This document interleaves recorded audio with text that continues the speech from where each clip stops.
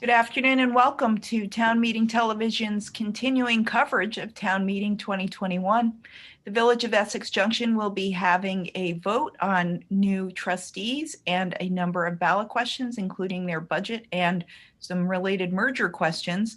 And that vote will happen on the 13th of April, and it will be Australian ballot. There is an information meeting, I believe, on the 7th. That's right, Andrew, at 7 p.m.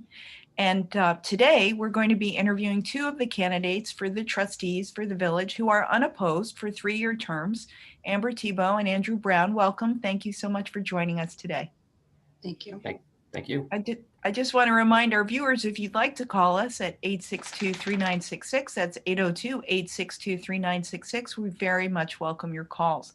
But we're going to start, Amber, if you don't mind telling us why you're running and what qualifies you for the re-election to the trustees. Thank you. Sure. Thanks, Lauren. So I have been sitting on the trustees for 2 years, I believe it is. This will be my third year. And I got started 2 years ago. Somebody approached me about joining and said, the community needs somebody to step up. And I had the time.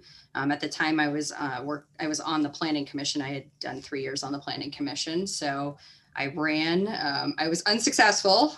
So I lost to Raj Chawla, and then Elaine vacated her seat and I was appointed for the remainder of her term. And I've now run a couple of times unopposed. So I feel like at this point, I think we're at a critical juncture with the village. And whether we merge, we separate, I think we're about to make some history either way. And I would like to continue in my role as a board of trustee.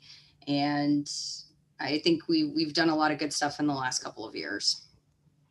And could you just say more about what qualifies you other than happening to run and then find yourself appointed?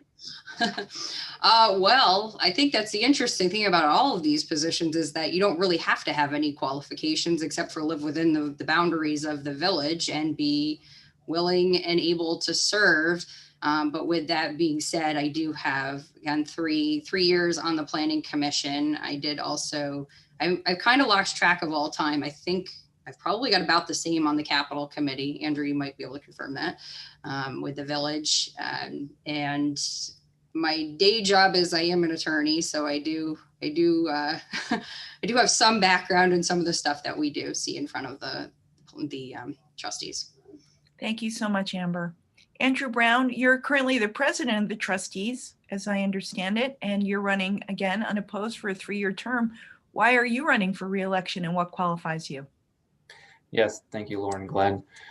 So for me, I was raised in Essex and have called Essex my home for over 30 years.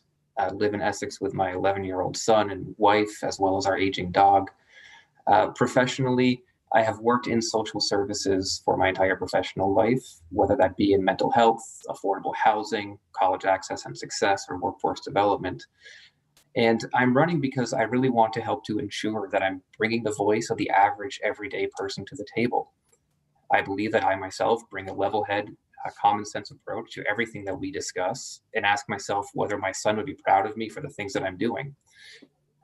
As you had mentioned, I've been the president of the board of trustees now for 2 years. This is my 8th year on the board.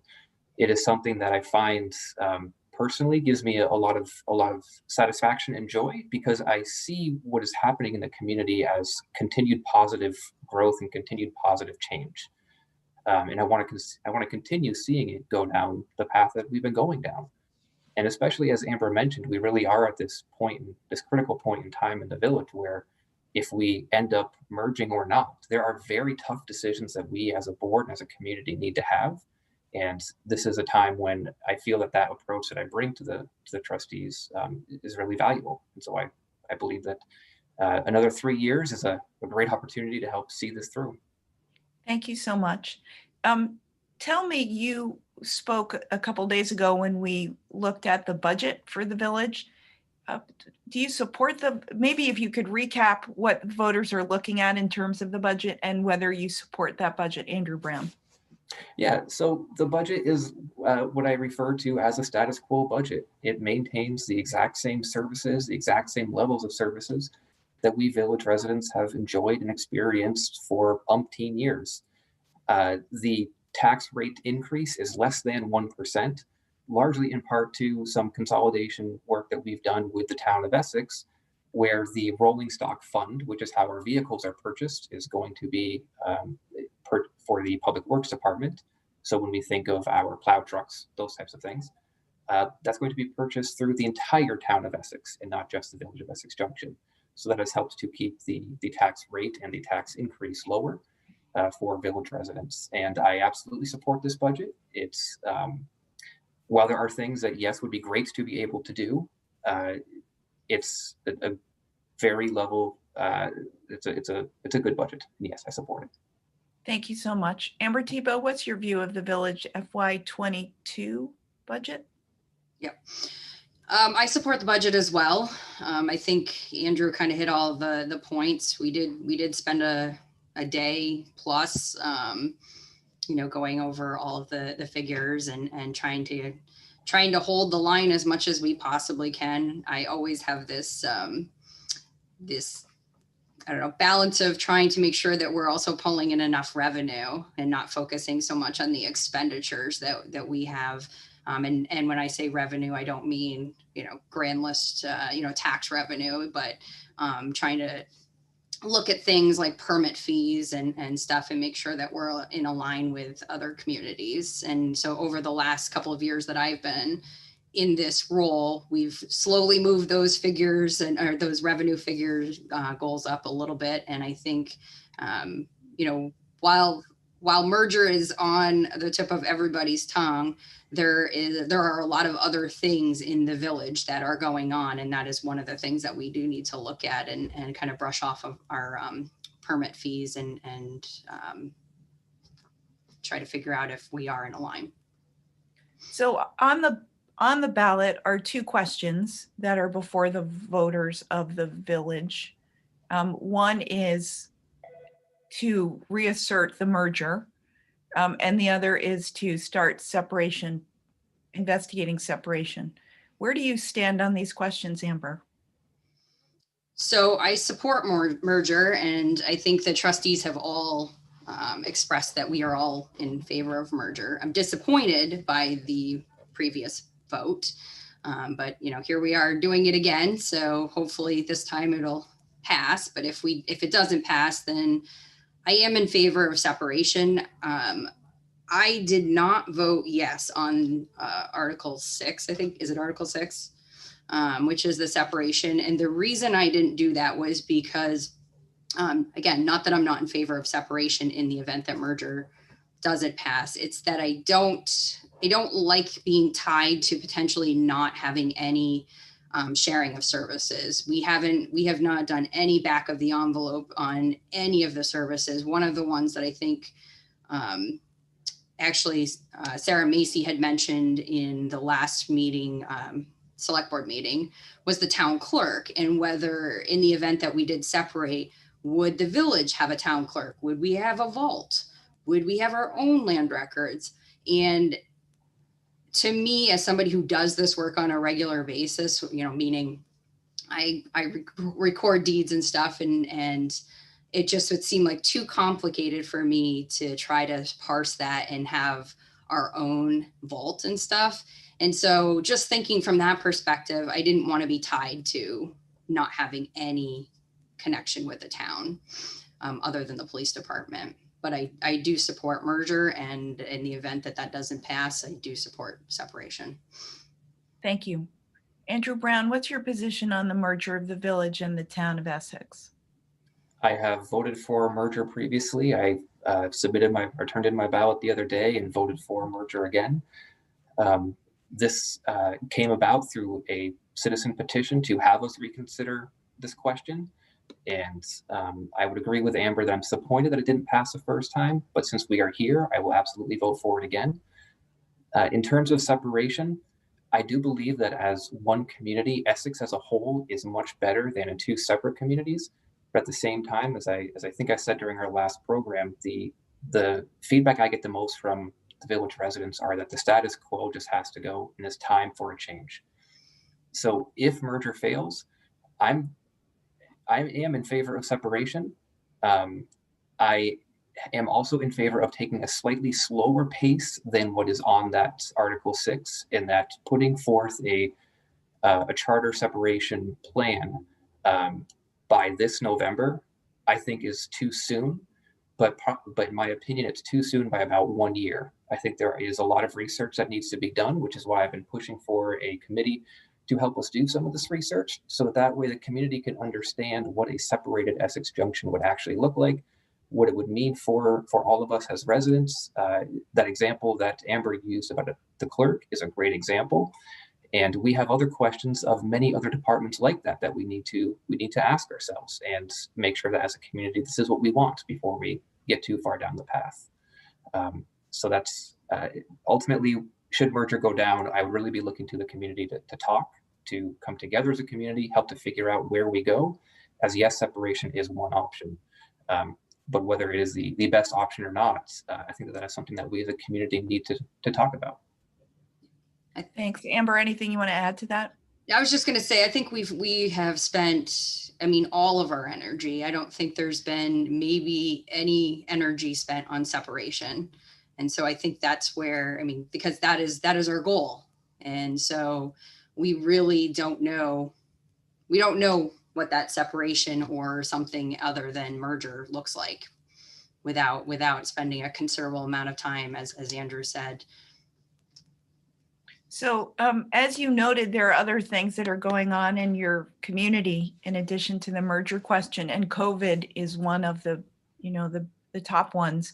How has the village been affected, and what have you learned? And maybe Amber, we could talk with you about that first. So I think we haven't seen the full effect of COVID because we're still currently in it. But one of the things is, what is our businesses going to look like after COVID?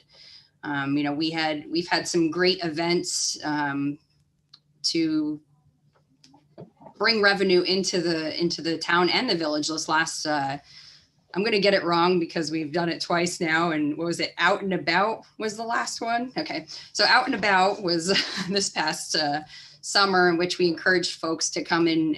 They got vouchers to use within the town or the village at restaurants and businesses.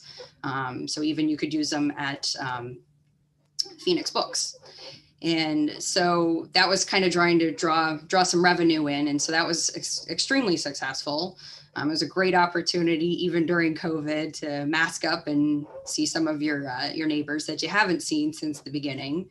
But that was a small, influx of business. So I don't know, what is it going to mean for us for later?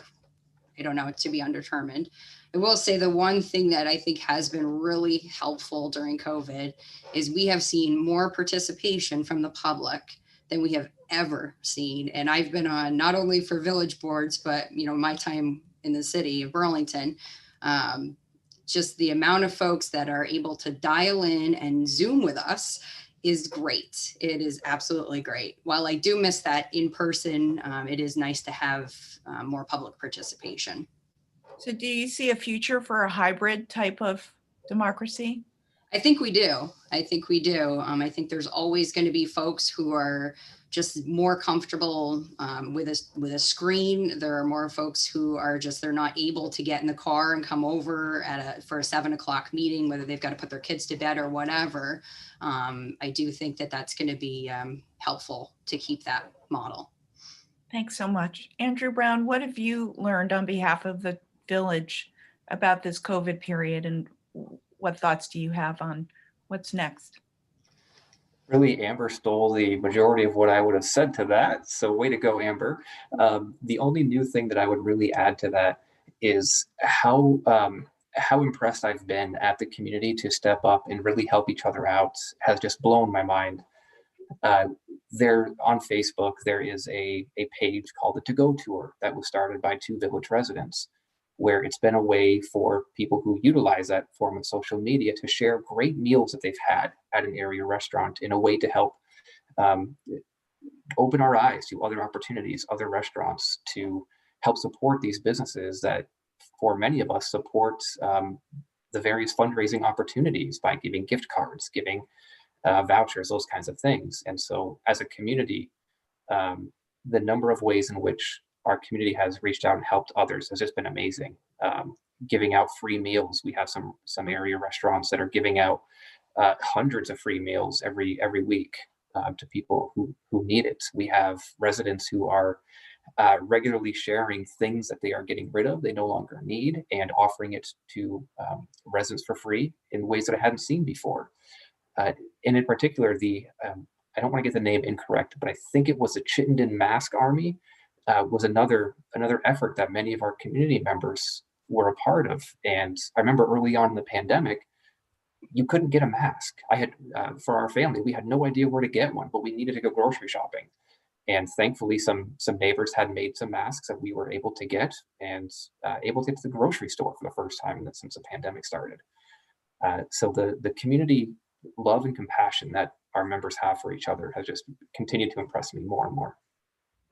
I want to focus on racial justice. The town of Shelburne recently basically agreed that they suffer as a community from institutional racism and have identified a working group to start to raise funds and start to address these issues within the community.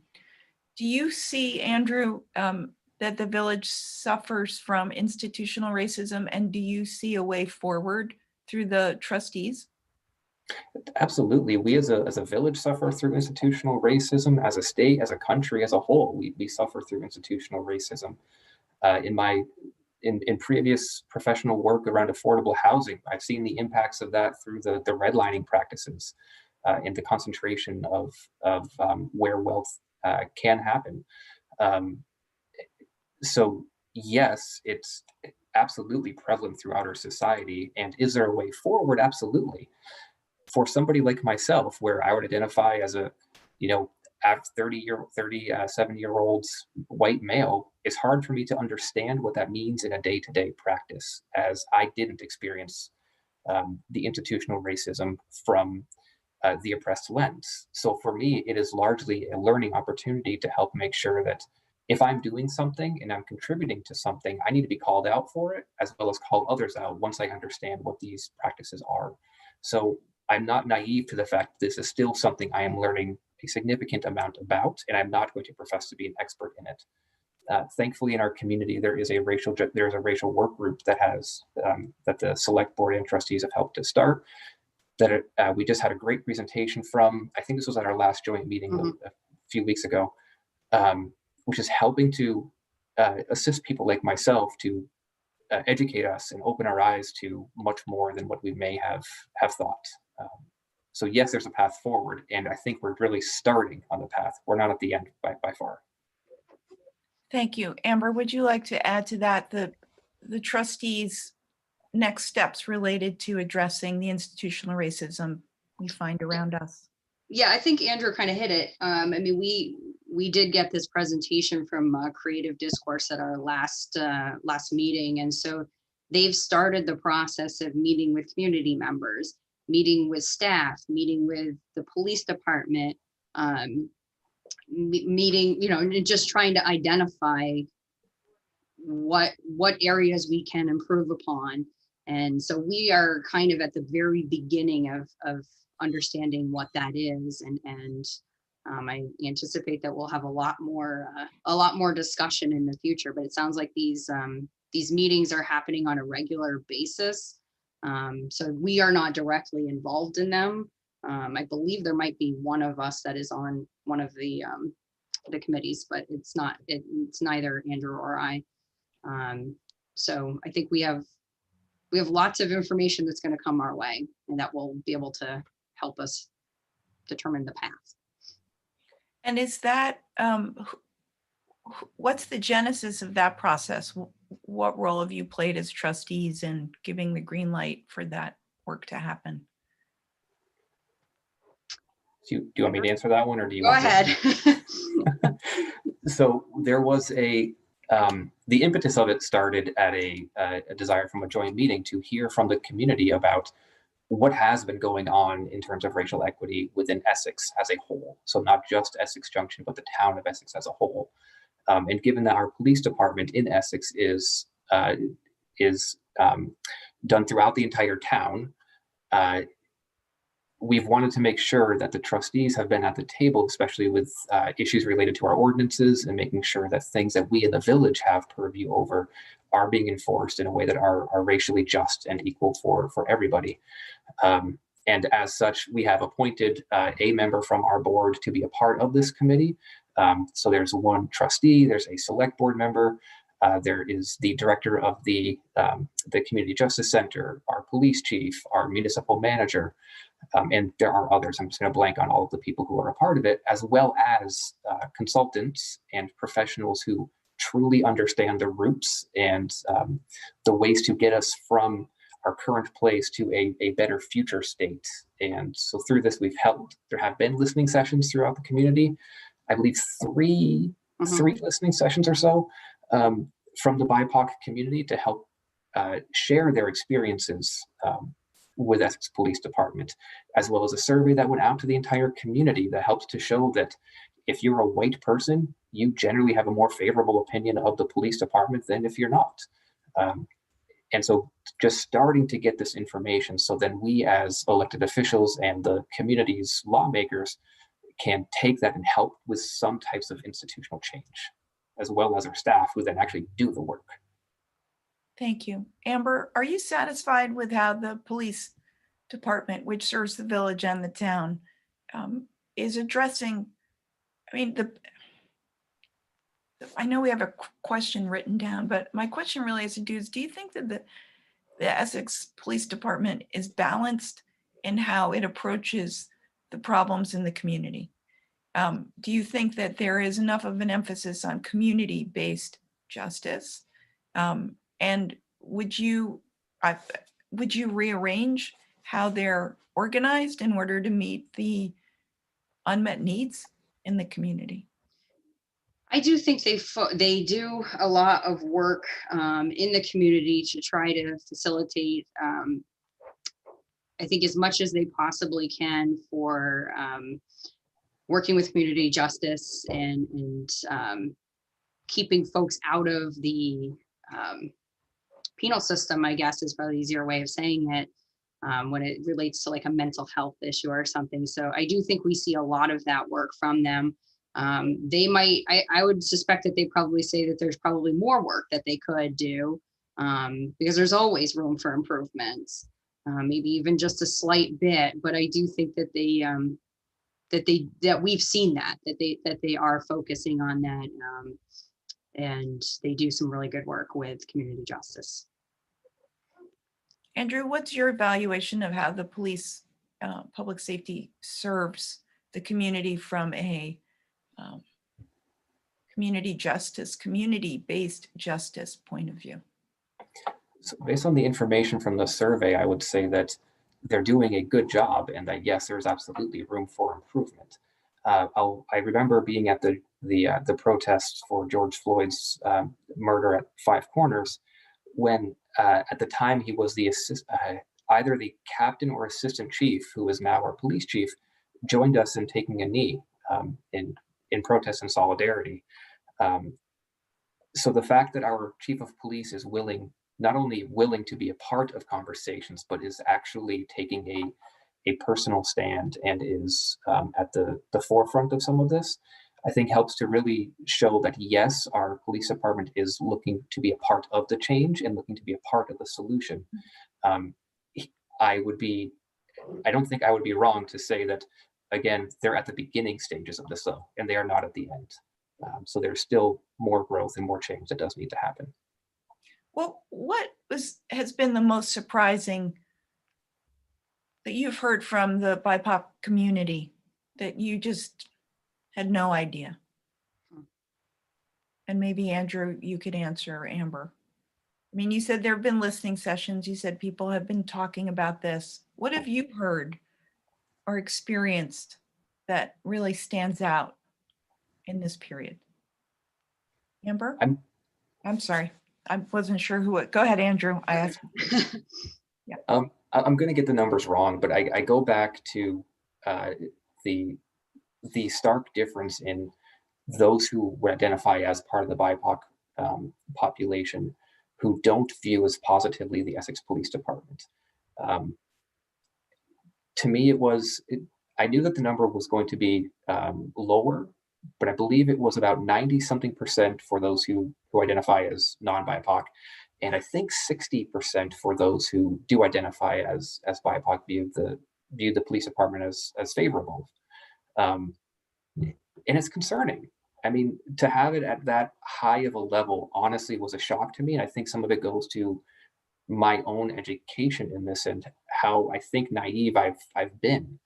Um, so yeah, that's what still stands out in my mind and resonates with me. Thank you for sharing that, Amber. Yeah, I think, I mean, any of the listening session that I participated in, I was just, it surprises me to hear any of these stories, because I live in I think this like sheltered little, world, and that's exactly what we're trying to get at here.